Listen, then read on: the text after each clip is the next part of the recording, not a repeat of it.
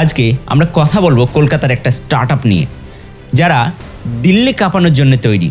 কথা বলছি Mayank ভিন্দালের snappy cabs নিয়ে। তারা রিসেন্টলি প্রায় 22 কোটি টাকা ফান্ডিং পেয়েছে।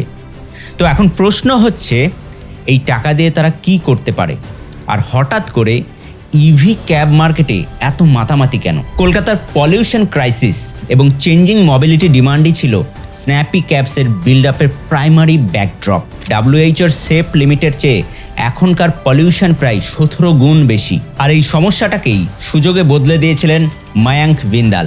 প্রথম দিকে স্ন্যাপি মাত্র 100টি টাটা টিগোর ইভি নিয়ে উবের প্ল্যাটফর্মে অপারেট করা শুরু করে। কয়েক মাসের অপারেশনাল এক্সপিরিয়েন্স নেওয়ার পর তারা নিজেদের ইন্ডিপেন্ডেন্ট অ্যাপ লঞ্চ করার সিদ্ধান্ত নেয়। অ্যাপ রিলঞ্চ করার পর স্ন্যাপি খুব দ্রুত ট্র্যাকশন পেতে শুরু করে।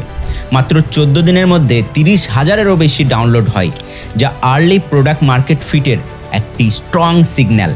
বর্তমানে প্ল্যাটফর্মটি প্রতিদিন প্রায় 2,500 রাইডস কমপ্লিট করে এবং মান্থলি রেভিনিউ প্রায় 2 কোটিরও বেশি। তাদের গ্রস রেভিনিউ এখন 120 কোটি টাকার ওপর। সবচেয়ে বড় কথা হলো, সাধারণ পেট্রোল ক্যাবের চেয়ে তাদের অপারেটিং কস্ট 60-70% কম।